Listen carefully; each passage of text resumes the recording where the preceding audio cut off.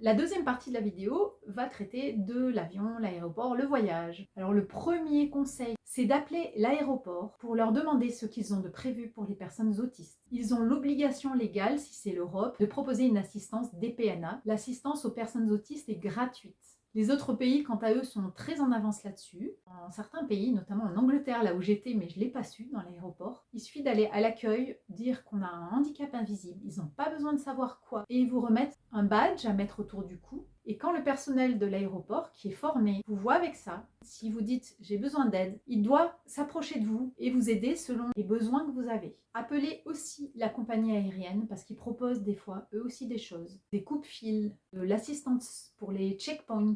Moi je rentre dans un aéroport, j'y comprends rien du tout. Heureusement qu'il y avait mon conjoint parce que je suis surstimulée par toutes les informations qui m'entourent. La foule, le bruit, c'est vraiment difficile de trouver les informations. Donc j'ai pu l'expérimenter parce que j'ai fait une crise d'angoisse. Voilà, j'avais un coupe-fil pour une maladie chronique qui me donne des douleurs et donc je ne peux pas rester debout longtemps. Et je suis allée dans la partie assistance aux personnes handicapées. Sauf que ce jour-là, ce que je ne savais pas, c'est qu'il y avait des grèves, donc il y avait du monde partout. Même l'espace personnes handicapées était bondé. J'ai fait une grosse crise d'angoisse, d'anxiété, de panique, à pleurer, à trembler. Tout le monde me regardait, c'était terrible. Si j'avais pris avant l'assistance, je pense que j'aurais pas supporté ce que j'ai supporté avant, qui était difficile malgré le fait que mon conjoint gérait. Et là, j'ai retrouvé des personnes vraiment très aidantes qui m'ont fait passer au checkpoint malgré mon conjoint qui était là. Ça l'a énormément aidé. Après, il faut s'attendre que malheureusement, les dispositifs ont beau exister, des fois c'est la mierda et c'est mal mis en place. Je suis tombée sur une vidéo, je vous mettrai le lien. La personne propose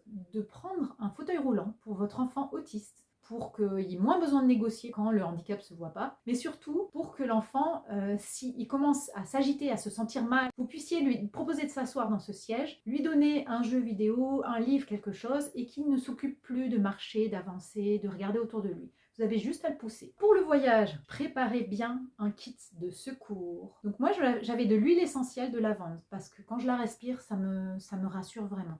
Là, c'est le kit anti-anxiété pour essayer de vivre le moment mieux. Pensez à télécharger vos musiques pour l'avion. On est en mode avion et j'avais plus accès à ma liste de musique. C'est tout bête, mais on n'y pense pas toujours. Votre casque anti-bruit. J'ai vu encore sur une autre vidéo quelqu'un qui avait acheté une chaussette de proprioception. Ça s'appelle un espèce de sac de couchage élastique, assez serré, dans lequel on peut se mettre, ou l'enfant peut se mettre pour se sentir isolé d'un coup si ça va pas. En tant qu'adulte surtout, on pourrait avoir honte de faire ça au milieu d'un aéroport. Les gens nous regarder de travers, nous dire qu'est-ce que vous êtes en train de faire. On s'en fiche si vous y arrivez à vous en ficher. Ou alors vous prenez un châle, un paréo, vous enroulez un peu dedans, vous serrez pour la proprioception, que ça fait du bien de sentir son corps. La dame de la vidéo disait bien que dans l'avion, l'enfant a le droit d'être dans ce sac de couchage du moment qu'il a sa ceinture. Donc dans le kit, il peut y avoir la tablette, des jeux vidéo, des coloriages, des fidgets. On fait tourner, on tripote, on bouge, tous ces objets-là qui ont à voir avec la sensorialité. Moi, des fois, j'ai l'urgence de boire et ça peut me causer une grosse anxiété ou angoisse si je ne l'ai pas rapidement. À certains passages, des douanes ou quoi, il ne faut pas la bouteille, mais si vous avez un certificat médical, vérifiez bien l'info, mais je crois avoir entendu que c'était possible de garder. C'est comme l'eau pour les biberons des bébés. Le doudou, et pas que pour les enfants. Les lunettes de soleil pour quelqu'un qui est sensible à la lumière. Moi, c'est l'inverse, j'ai plus besoin de lumière. Donc ce serait plus, si vous êtes dans mon cas, une veilleuse lumineuse ou une lampe de poche, un coussin gonflable. Le moindre minimum de confort quand vous avez déjà affronté l'aéroport et que vous êtes dans l'avion. Des bonbons, des choses pour grignoter, manger, compris pour que ça soit anti-stress si vous avez besoin de succion important ou de vous apporter un peu de sucre.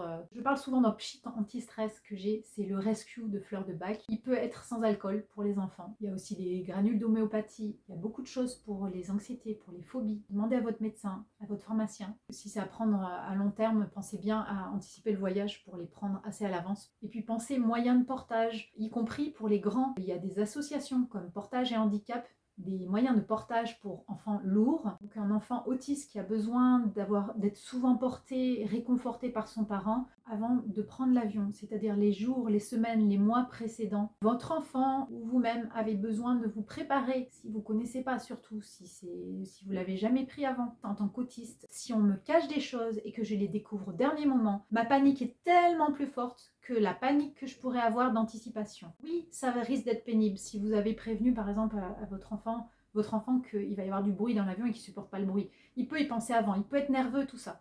Mais je trouve ça cruel, c'est un jugement, désolé, d'imposer la peur d'un coup à l'enfant sous prétexte que vous allez être tranquille avant, qu'il ne va pas stresser, qu'il ne saura pas. Après, c'est pas obligé d'en faire des tonnes s'il n'aime pas le bruit, de dire oh là là, ça va être un bruit effrayant, tout va vibrer. Voilà, il y a la façon de le présenter. Donc pour ça, vous pouvez lui lire des livres sur les voyages en avion, regarder des vidéos sur comment ça se passe. Je vais vous mettre un lien, j'ai trouvé une vidéo super pour les adultes où on explique vraiment les étapes de l'aéroport, les étapes de l'avion et y compris les sensations dans l'avion. Parce que j'ai vu des livres pour enfants, on leur explique que tu vas faire ci, ça, mais ils oublient bien de dire que l'avion va faire énormément de bruit au décollage. Ils oublient aussi de dire qu'on est quand même projeté sur le siège, c'est super impressionnant. Donc quand vous le préparez à cette histoire d'avion, pensez bien à la sensorialité. Pensez bien à dire ce qu'il va voir, entendre, toucher. Il faudra aussi lui parler du fait qu'on peut être secoué, il y a des turbulences, ça arrive quand même très souvent. L'enfant peut crier de panique s'il n'a pas été prévenu que c'est normal. Au moment du décollage, ça appuie sur la tête fortement. C'est quand même des sensations très effrayantes. Je ne vous demande pas de les donner en détail de cette façon-là, mais lui dire peut-être juste avant, tiens, tu sais, quand on va décoller, tu vas sentir que ça appuie un peu sur le siège, ça va faire beaucoup de bruit, ça appuie un peu sur la tête, mais c'est absolument normal, tout le monde ressent ça, ils sont habitués, c'est pour ça que les gens, tu regarderas, ils font rien. Voilà. Vous pouvez vous amuser un peu avec ça, le mimer à la maison, dire attention, l'avion décolle, oula, je suis scotché, vous avez du bruit, voilà, faire un espèce de jeu pour qu'il y ait un ancrage de joie, comme je vous en ai parlé quand il s'agissait du logement. Ce qui m'a frappé aussi, c'est l'avion qui penche à droite et à gauche. Quand même, quand à un moment on a décollé, on se dit on est tranquille, et puis qu'il va amorcer un grand détour pour partir dans la bonne direction, là c'est très impressionnant. Il y a cette méthode et il y a aussi le fait de l'occuper. Je vous ai dit que moi, je ne supporterais pas d'être surprise parce qu'on m'a absolument pas prévenu. Et en même temps, c'est pas parce que vous l'aurez prévenu de certains trucs que vous ne pourrez pas essayer de le distraire un peu au moment où ça risque d'être un peu difficile. Vous pouvez lui dire tiens, c'est maintenant qu'il va y avoir le bruit. Ah mais regarde, tiens, tu veux mettre un peu de musique sur tes oreilles, tiens, on va jouer avec ce doudou. Vous sortez un objet magique qu'il aime, qu'il n'avait pas eu avant, quelque chose de nouveau, et vous pouvez détourner un peu l'attention, mais il ne s'agit pas de ne pas écouter ses émotions et ses sensations, c'est important ça.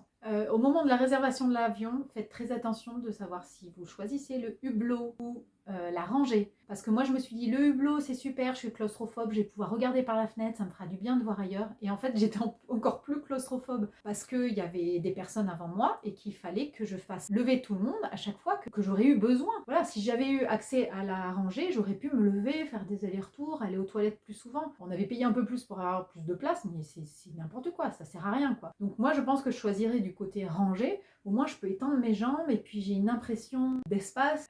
Puis c'est des petits avions donc on voit un peu la vue quand même par les hublots. Ce que j'ai vu aussi, si vous rentrez par l'avant de l'avion, il y a des sièges tout de suite à droite. Là on passe devant des gens, ils sont assis là. Donc ils ont juste un espèce de mur en fait avec un peu de distance. Donc à vous de voir si vous vous sentiriez mieux de ne pas voir les autres parce que moi de voir la foule ça a été vraiment difficile de voir tout ce monde tassé dans cet petit avion. Donc si vous êtes comme ça, vous mettre devant et voir personne ça peut être très bien. Puis vous avez l'équipage qui est là très souvent donc c'est très rassurant si vous avez besoin de quelque chose. Les points négatifs c'est vous êtes en plein dans le passage tant que les gens montent dans l'avion et vous êtes complètement à côté des toilettes. L'aéroport.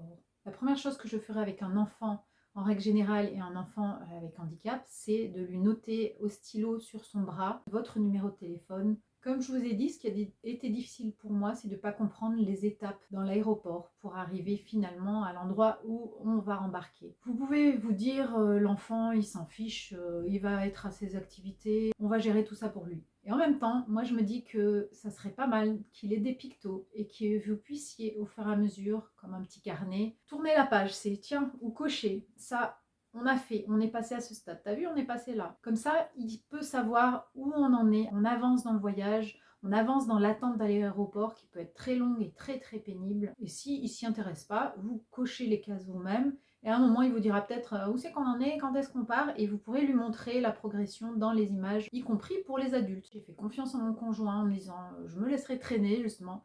Et en fait non, j'avais besoin aussi de savoir. Vous pouvez rajouter aussi les étapes, à quel moment on va pas mal attendre, à quel moment on va pouvoir manger ou faire des petites boutiques. Ça peut être sympa d'avoir des repères. Alors dès votre arrivée à l'aéroport, ou même avant les jours précédents, si vous avez l'occasion d'habiter pas loin de l'aéroport, vous pouvez l'emmener pour qu'il puisse visiter, se familiariser avec les lieux. Des fois même les aéroports organisent des visites. Je vous proposerai de repérer des lieux très rapidement à l'arrivée qui peuvent être des lieux de repli. de mise en sécurité, selon ces critères ou selon vos critères de personnes autistes, soit très lumineux, soit pas très lumineux, soit avec de la musique, soit au contraire des gens qui parlent, soit le silence, ce qui est très difficile dans un aéroport, mais je vous suggère les toilettes. Quand je vais aux toilettes, pour moi, c'est un état séparateur, ça s'appelle, c'est-à-dire j'oublie mes soucis avant, après, pouf, ça fait une pause. Et franchement, de se retrouver dans ce lieu qu'on retrouve un peu partout, c'est comme un ancrage rassurant. Bon bah, si ça pue comme la dernière fois, c'est assez terrible à vivre. Si vous voyez que pendant que vous attendez, il joue sur des dessins sur le carrelage, par exemple, ou qui touche des rampes d'escalier ou des murs, des choses qui attirent son attention, notez-les bien dans un coin de votre tête et dites-vous, si jamais à un moment, il y a une crise, il se sent mal, on revient sur ce lieu où on le trouve un peu plus loin, quelque chose qui ressemble, il va pouvoir retrouver ces choses qu'il aimait, ça va l'aider. Surtout, s'il vous plaît, laissez-le libre le plus possible. C'est pas le moment de lui mettre des contraintes. On est parents, on dit oh là là, on est dans un aéroport, il y a beaucoup de monde, on pourrait le perdre, il faut pas qu'il dérange les gens. Plus vous allez lui mettre un carcan dans lequel il doit pas bouger, pas faire ci, reste là, fais pas ci, fais pas ça, arrête de faire ci, plus il risque de péter un plomb très rapidement. Donc essayez vraiment d'être très léger là-dessus, de le prendre avec le sourire, de dire ok, il fait ça, bon, moi j'ai un peu honte, mais mince, il est handicapé. Laissez-le vivre tout en ayant en amont prévu tout ce qu'il faut pour qu'il reste en sécurité. Je sais qu'en France on déteste ça, mais je l'ai vu en Angleterre, dans les aéroports ou même dans certains parcs.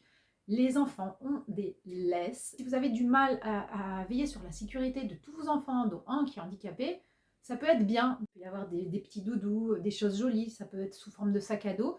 Et vous avez un bout de laisse dans votre main et vous êtes sûr que vous pouvez ficher la paix à votre gamin qui a besoin de bouger pour pas avoir trop de pression. Il y a aussi un truc dont j'ai eu l'idée qui peut être sympa si vous n'aimez pas l'idée de la laisse, et je vous comprends parce que moi même c'est dur, d'avoir un bout de ficelle coloré, rouge par exemple, ou d'une couleur que la personne autiste supporte. Et dès que vous discutez un moment, checkpoint, que vous devez rester à un endroit fixe, lui poser la ficelle par terre, lui faire une petite zone délimitée et dire voilà, tu peux bouger dans ce cadre-là en fait, tu peux rester à l'intérieur de la ficelle. Si c'est pas pratique, je sais pas, j'ai pas testé. Vraiment lui donner une zone de carreaux, voilà, s'il arrive à compter ou quoi, tu peux rester là dans ces 6 carreaux.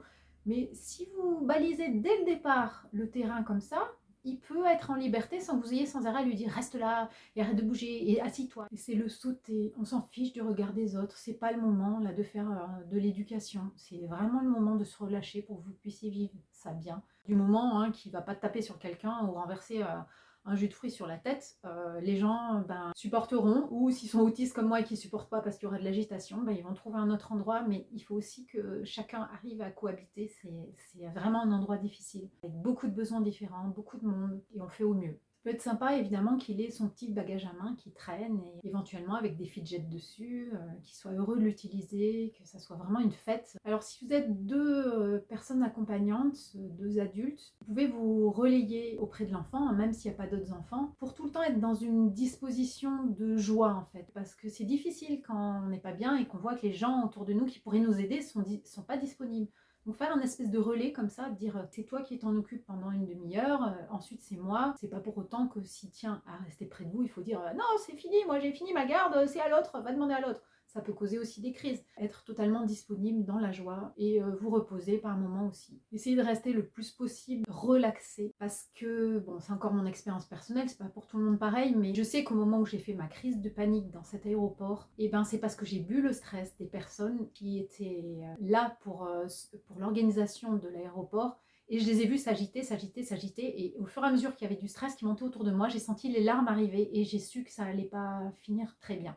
Je pense que les deux mots primordiaux pour moi, en tout cas en tant qu'autiste dans l'aéroport, ça aurait pu être liberté et plaisir. Le plus de liberté possible pour que cette sensation puisse lui donner le bon état d'esprit pour supporter tout ce qui se passe. Parce que la contrainte est très difficile pour la plupart des autistes. Il y a quand même certaines zones où le calme va être obligatoire. Par exemple, assis en avion, bon, votre enfant peut faire une crise, ça peut arriver, mais on demande le calme quand on est assis en avion. Le passage de contrôle de la police, surtout les douanes, essayer de vraiment enlever tout ce qui n'est pas utile et de garder les zones où il va vraiment falloir qu'il soit calme, très réduites.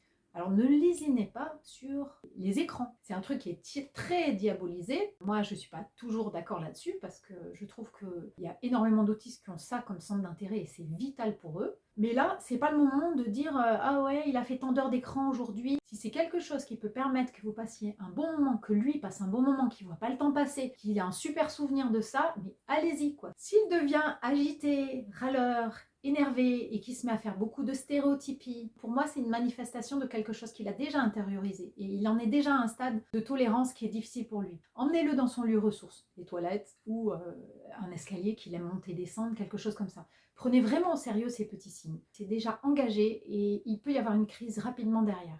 Pensez à l'aider à se calmer par rapport à la sensorialité. C'est le moment de lui donner un doudou qui est doux ou de lui faire respirer une odeur qu'il aime, ou de tapoter sur sa jambe s'il aime faire ça. Faites-lui penser à faire des choses volontairement qui vont pouvoir l'aider à passer ce cap. Lui mettre de la musique légère sur les oreilles. Pense à un endroit que tu aimes bien. Qu'est-ce que tu aimes bien? C'est la plage, c'est le parc, c'est ton lit, c'est ta chambre. Quelles sont les couleurs? Ah, il y a de la lumière. Ah, ça clignote, il y a des belles couleurs. Qu'est-ce que tu sens comme odeur? Essayez de lui dire comment tu te sens alors dans ton corps quand tu es là dans ce beau lieu. Est-ce que tu peux y rester encore un petit peu là? Ah, ça donne envie de respirer amplement. Ah, quand tu respires, tu sens que tu t'apaises. Voilà, d'essayer de le guider pour s'imaginer soit un lieu qui n'existe pas, avec tous les critères qu'il aime, soit vraiment l'emmener dans un lieu de vacances qu'il a aimé, chez sa mamie, la chambre, tiens, comment elle est? Ah, t'entends mamie en bas qui parle, voilà. Son corps va sentir ce relâchement. Derrière, ça peut l'apaiser, empêcher une crise d'arriver. Là encore, ça peut être le moment pour lui de se rouler dans un châle, la chaussette proprioceptive. Vous pouvez aussi, à ce moment-là, si vous n'avez pas d'endroit où aller, faire une bulle avec vos bagages. Si vous avez beaucoup de bagages, vous les mettez en carré et vous mettez l'enfant au milieu, qui puisse s'asseoir, se regrouper, comme ça vous allez avec lui s'il aime être tenu, et qu'il puisse avoir du repos, peut-être mettre un châle par-dessus, lui faire une petite cabane. Alors il y a une salle d'attente spécifique pour les personnes avec handicap, j'y suis allée. Le problème c'est que je n'ai trouvé aucune place assise parce qu'il y avait des personnes avec handicap qui étaient assises, puis leurs accompagnants pas loin, mais il y avait des bagages partout parce qu'ils réservaient, parce qu'en fait eux ils ont la priorité au passage des contrôles, mais leur famille qui voyage avec eux ne l'a pas, donc ils doivent les attendre longtemps et ils réservent les places pour être avec. Donc moi j'ai pas eu la force de me battre et normalement c'est une personne de l'assistance de l'aéroport qui doit demander aux gens de vous faire une place. Mais moi, j'ai pas aimé cet endroit parce que j'ai besoin de beaucoup de lumière. Or, la lumière était baissée volontairement, je pense. C'était assez calme, mais pour moi, c'était anxiogène parce qu'il y avait beaucoup de personnes en fauteuil roulant. Et pour moi, j'ai associé fauteuil roulant, maladie d'hôpital. Je suis phobique des hôpitaux, donc j'étais pas bien du tout à cet endroit-là. Il a fallu que je reparte ailleurs. Donc, à vous de voir si ça pourrait lui convenir. Le tout est de prendre le plus tôt possible des crises éventuelles, de les éviter le plus possible, parce que après, c'est difficile d'enrayer la crise, vous le savez. La personne a traversé quelque chose de si difficile qu'elle est vraiment exténuée. La suite du voyage est terriblement difficile. Le mieux, c'est prévenir. Pensez à anticiper les étapes aussi, à prévenir qu'il va y avoir un nouveau endroit de contrôle, qu'on va se déplacer bientôt, qu'on va quitter l'endroit auquel il était bien et il faut aller ailleurs. Tiens, dans 10 minutes, bientôt, quand l'aiguille de l'horloge sera là, ou emmenez le timer, je sais qu'il y en a beaucoup qui l'ont pour les enfants autistes. Alors, si jamais la crise arrive, il vous faut faire un certificat médical avant le départ auprès de votre médecin habituel, un certificat d'aptitude à voyager. Parce que si vous n'avez pas ce certificat, que l'enfant fait une crise et que c'est le moment d'aller dans l'avion et que vous essayez de l'inciter à les mettre quand même, ils vont dire non, non, non, vous montez pas à bord, on ne veut pas d'un enfant en crise, c'est pas possible. Oui, mais il est autiste, non, je veux rien savoir, c'est interdit par le règlement. Alors là, vous sortez votre certificat et vous dites, il est capable de voyager, c'est son médecin qui le dit. S'il a son certificat, il rentre dans l'avion quand même. Donc voilà, à voir si vous préférez louper votre avion ou s'il faut le prendre quand même. Je dis toujours le bien-être et la santé avant tout. L'avion peut prendre du retard aussi, hein. Ça arrive que parce qu'il y a un événement, l'avion prend du retard. Donc vous pouvez exiger de monter à bord quand même, attendre que la crise se calme. Pour la crise,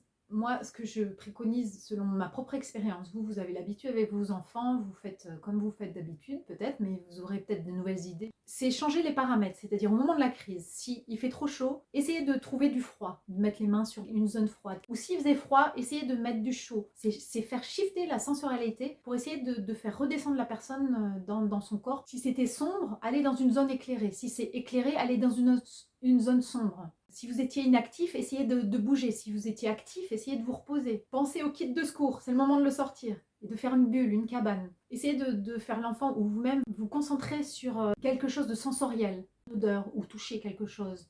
ou écouter quelque chose, vraiment repenser au sens, à faire redescendre l'enfant dans quelque chose de réel, de physique, ou un bonbon, quelque chose à sucer, une vidéo à regarder. Voilà, donc encore une fois, pas de considération éducative, genre ah ouais, du coup si je lui donne un bonbon, il va croire que je le récompense quand il fait une crise. Non, mais c'est pas le moment là, donc on gère la crise, on fait en sorte qu'il soit mieux. Alors moi, pendant ma crise à l'aéroport, la personne aidante de l'aéroport m'a touchée. Alors j'aime pas être touchée en temps normal, mais ça m'a vraiment permis de revenir là. Elle m'a caressée comme ça et en temps normal, j'aurais rué dans les brancards.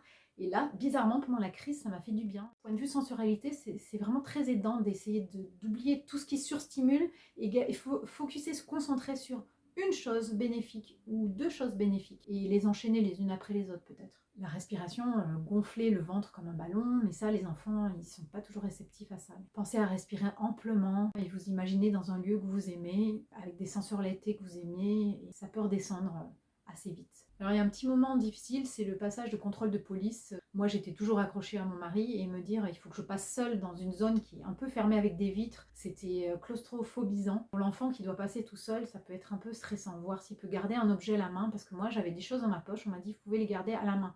Son doudou à la main et puis expliquer aux gens qui contrôlent qu'il est autiste, c'est un peu difficile. Alors il y a une zone sur laquelle j'attire votre attention, c'est la salle d'embarquement. La dernière étape de l'aéroport. Donc là, vous savez que la prochaine étape, vous montez dans l'avion. Je ne supporte pas d'attendre dans des pièces bondées. Les gens sont tous pressés de passer les premiers. Là, c'est vraiment insupportable. Il fait chaud. On était serrés comme des bestiaux la dernière fois. Et en fait, on s'est rendu compte qu'on n'était pas obligé d'aller dans la salle d'embarquement qui souvent est ouverte. C'est une zone délimitée, mais c'est ouvert. On peut attendre d'embarquer les derniers. C'est-à-dire, on attend un peu en dehors, à l'écart de la salle d'embarquement. On surveille.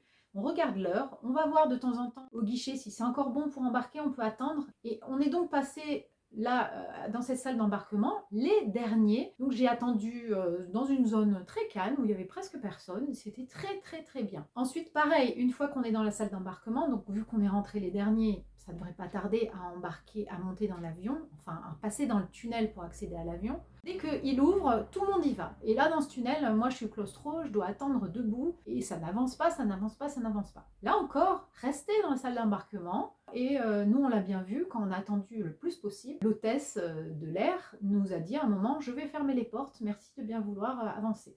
Donc ils ne vont pas vous laisser là. Et vous laissez les gens avancer, monter dans l'avion, tous s'installer pendant 10 ans, ça prend un temps fou. Et vous arrivez en dernier et du coup, vous avez votre place réservée, vous avez juste à vous asseoir. Alors l'inconvénient, ça peut être, je trouve ça impressionnant de rentrer dans l'avion et de voir tous ces gens déjà assis. Ouf, ça fait une bouffée d'agoraphobie d'un coup, c'est un peu compliqué. Alors vous pouvez choisir inversement de demander de passer vraiment en premier et d'embarquer en premier. Hein. Pareil pour la redescente. Moi, la descente de l'avion, je ne supporte pas d'être enfermée dans l'avion, je voudrais descendre en premier. On peut en faire la demande au personnel avant et le redire plusieurs fois et dire comment on s'y prend. Du coup, dès que l'avion est arrêté, est-ce que vous me faites signe, je me lève? Sachez que si vous rentrez en dernier dans l'avion, vous avez l'aide du personnel pour placer vos bagages au-dessus dans les petits casiers. Parce que quand vous arrivez en premier, ils vous laissent faire, vous mettez tout, c'est un peu la pagaille et difficile. Vous arrivez en dernier, ils vont tout de suite vous aider à trouver une place pour ranger vos bagages et ça, je trouve ça super, super agréable. Pensez bien aussi, quand vous réservez votre billet, à montrer à l'enfant la maquette de l'avion et lui dire où vous serez placé. Ça peut être super sympa aussi pour lui de repérer sa place selon son souvenir par exemple. Je parle évidemment toujours dans le cas où votre enfant autiste a ce genre de capacité. Chaque enfant est différent, chaque autiste est différent. Alors nous, on a eu 1 heure de retard à devoir rester dans l'avion. Donc ça, c'est ce genre d'imprévu qui peut être aussi difficile pour les personnes autistes. Et on a eu la chance que le pilote fasse une annonce et dise pour nous faire pardonner ou pour vous faire patienter, vous pouvez venir nous rejoindre en cabine, on va vous montrer le cockpit. Donc là, j'ai fait ni une ni deux et on y allait. Et c'était vraiment hyper sympa pour moi parce que les pilotes étaient très gentils, on a rigolé. Et moi qui étais en stress, en angoisse juste avant, ça m'a vraiment fait, encore une fois, un état séparateur. Et ça m'a permis d'appréhender la suite du trajet très bien. Donc éventuellement, si vous avez ce genre de problème dans un avion, vous pouvez aller voir l'équipage et leur demander mon fils, ma fille est autiste et est-ce que vous accepteriez qu'ils puissent visiter le cockpit? Ils vous diront certainement oui. Donc ce qui est bien quand c'est des grands avions, c'est qu'on peut aussi se balader dans les allées. Moi ce que j'ai beaucoup aimé, c'est malgré le fait que j'étais en mode avion, le GPS marchait en fait.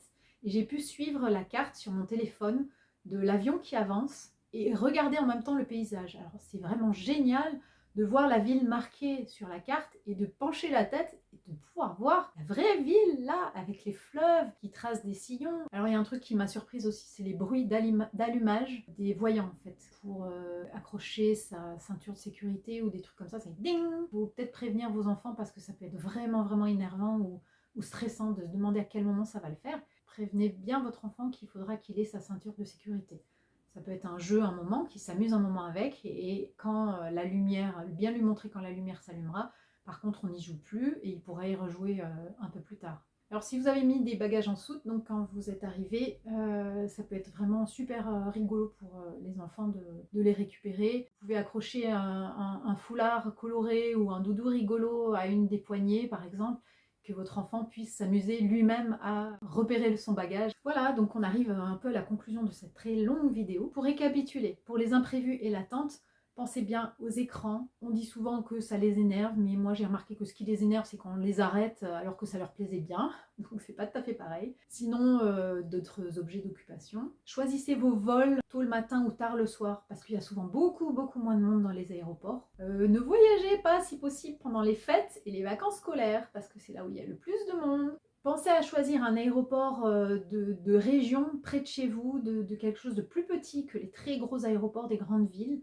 C'est quand même beaucoup moins anxiogène, et puis souvent ils sont moins peuplés. Et encore une fois, prévoyez des gros bagages que vous pouvez mettre en soute, où vous pouvez emmener vraiment ce qui est important pour votre enfant ou pour vous. Voilà, c'est terminé sur tout ce que j'avais à dire. Je ne suis pas une spécialiste du voyage, j'ai beaucoup voyagé enfant et ça s'est toujours bien passé parce que je voyais ça comme un jeu. Mes parents géraient tout. Par contre, ce qui était difficile, c'était d'avoir de la patience pour attendre. N'hésitez pas à partager vos idées, vos expériences en commentaire. Ce sera avec plaisir que je vous répondrai et que les autres personnes pourront échanger avec vous. Vous pouvez rajouter aussi d'autres liens s'il y en a qui vous paraissent pertinents. Et voilà, bon voyage, profitez bien et à bientôt pour une autre vidéo. C'était Lise Wittmann, coach, auteure et autiste.